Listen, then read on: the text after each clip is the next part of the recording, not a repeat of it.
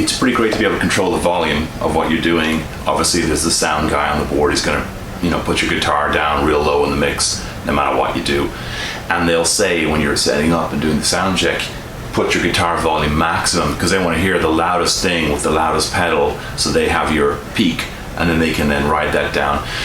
And respectfully, I guess that's their job, right? They want to mix it, so you kind of got to respect that. But you also know that if you give him the loudest volume level that there is, that the person operating the sound could actually give you a mix that's just too low for you.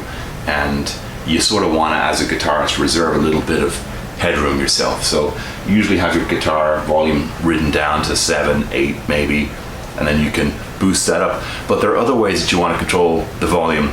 One of them is with a booster pedal. I have one of those, and I'll probably talk about that in a video soon, where you can just increase the volume with the touch of a button. The other way to do it is with the volume pedal.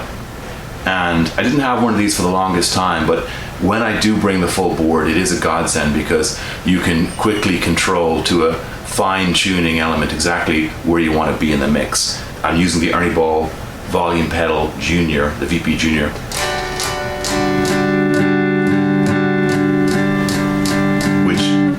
Which really gives you a nice level of control over exactly where you want it in the mix. This thing does have a pretty big footprint. It's kind of big. It's kind of the same size as maybe a wah pedal, Crybaby wah pedal. It feels like a little bigger than the tremolo expression pedal I have from Ernie Ball, which is a beautiful, beautiful pedal that is a lot more than just tremolo. You really should check that pedal out. It just looks beautiful to start with. There's a separate video on that. So this thing is kind of in the region of that size.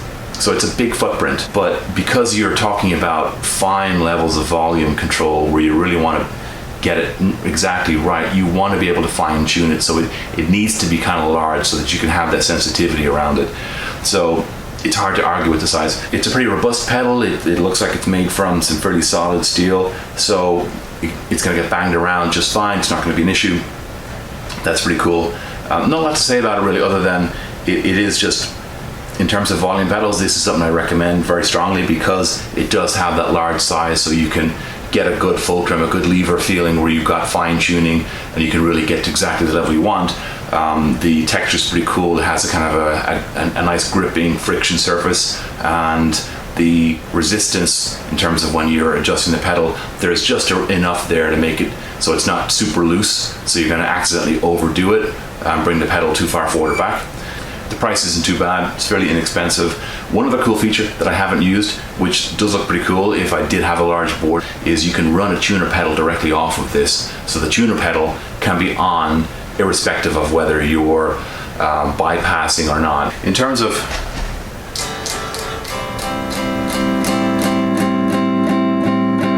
the sensitivity, you can see there I can get a pretty good a good control over exactly what level of volume I want.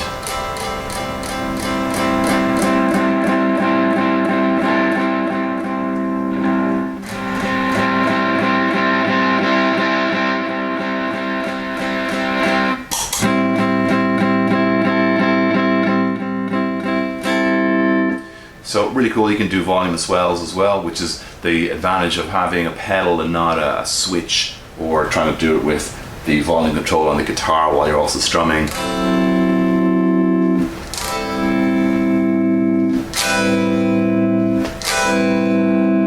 So the swells are pretty cool. The other major use that I find for this is with an eBow, because when you use an eBow, it can add a lot of treble to the mix. Especially if you're using it, say, with a delay pedal, as I talked about in my last video, because put a little delay envelope around the eBow really adds some beautiful texture. But if you're doing that, the eBow, the delay, everything can just be a little piercing over the mix, so you can ride the volume back just a touch with your eBow and get a little more sense of it fitting in the mix without being too harsh.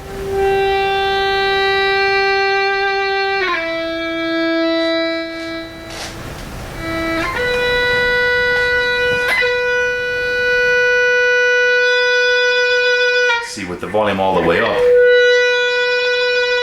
you can kind of sense how that might be a little sharp, but if you just ride it back a touch, and you can fit that in the mix without being too worried about it being overly harsh. So the volume pedal is really useful for scenarios like that with, say, an eBow or another resonator device where you just want to be able to pull back a touch. If you leave your volume pedal at a certain preset volume so that you're kind of at that level, and then you use it to increase and go heavier.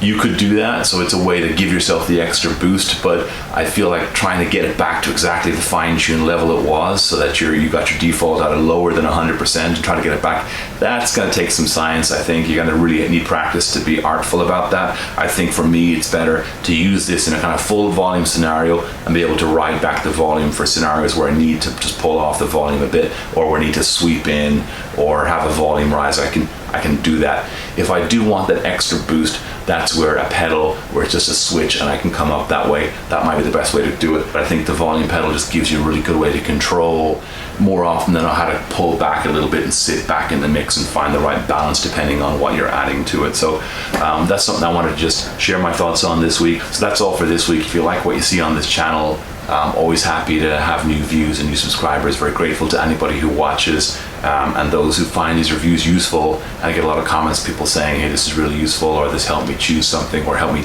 decide between equipment, or help me learn how to use it. And that really, it's very humbling, and I really appreciate that. Do hit like, hit subscribe, hit the bell icon so you're notified when I post new content, and I'll see you again in the next video.